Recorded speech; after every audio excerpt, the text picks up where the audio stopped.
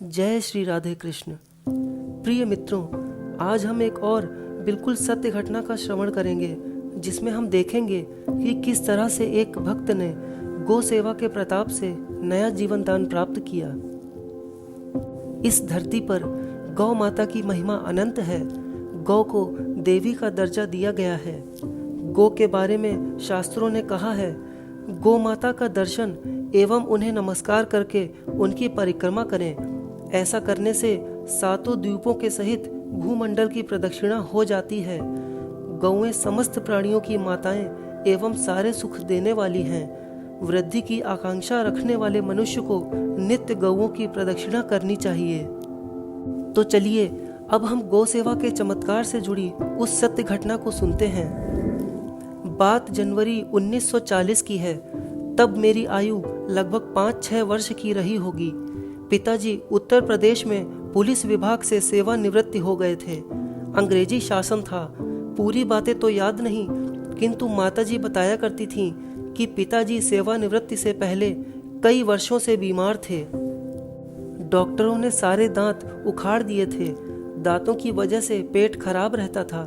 पेट का ही रोग था या अन्य कुछ पता नहीं चल पाया था। कभी डॉक्टर कहते थे कि अंतड़ियों में तपेदिक हो गई है, कभी कुछ रोग बताते थे तो कभी कुछ। सेवानिवृत्ति से पहले पिताजी पर्याप्त समय तक मुरादाबाद के सरकारी अस्पताल में रहे और कई डॉक्टरों के बोर्ड ने मिलकर यह घोषित कर दिया कि अब ये सरकारी नौकरी करने के योग्य नहीं रह गए हैं। उस निर्णय के आधार पर पिताजी अपने ग्राम बुलंदशहर आ गए थे। मुझे इतना स्मरण है कि जिस समय पिताजी घर पर आए थे उनकी दशा बहुत ही खराब थी। बिल्कुल अस्थि पंजर रह गए थे, जमीन पर पड़े रहते थे। माताजी बताती थीं कि मुरादाबाद के डॉक्टरों ने जवाब दे दिया था कि अब ये कुछ समय ही रह सकेंगे।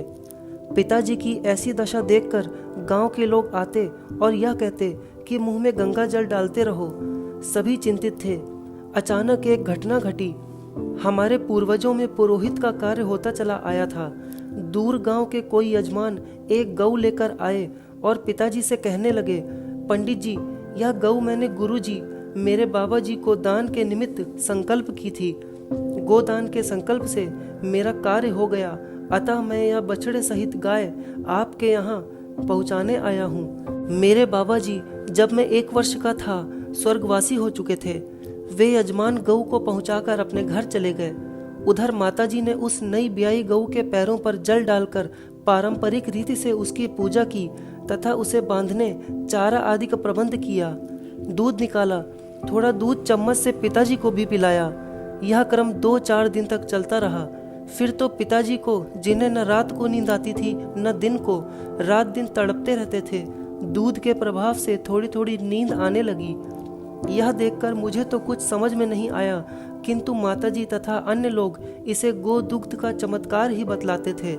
फिर तो रात दिन पिताजी गऊ का दूध, कुछ छाछ, दही आदि मांग मांग कर पिया करते थे। धीरे धीरे वे वैसे ही ठीक होते चले गए जैसे कि सूखी मृत प्राय बेल को पानी सींच दिया गया हो और उसमें जीवन आ गया हो। मुझे याद है पिताजी स्वस्थ से होते चले गए। उठने बैठने, चलने फिरने लगे। गऊ के लिए खेत से घास काटकर, चारा काट कर लाते, मुझे भी साथ ले जाते। वे घास काटते और मैं उसे इकट्ठी करता जाता। उस समय मैं लगभग 6-7 साल का रहा हूँगा।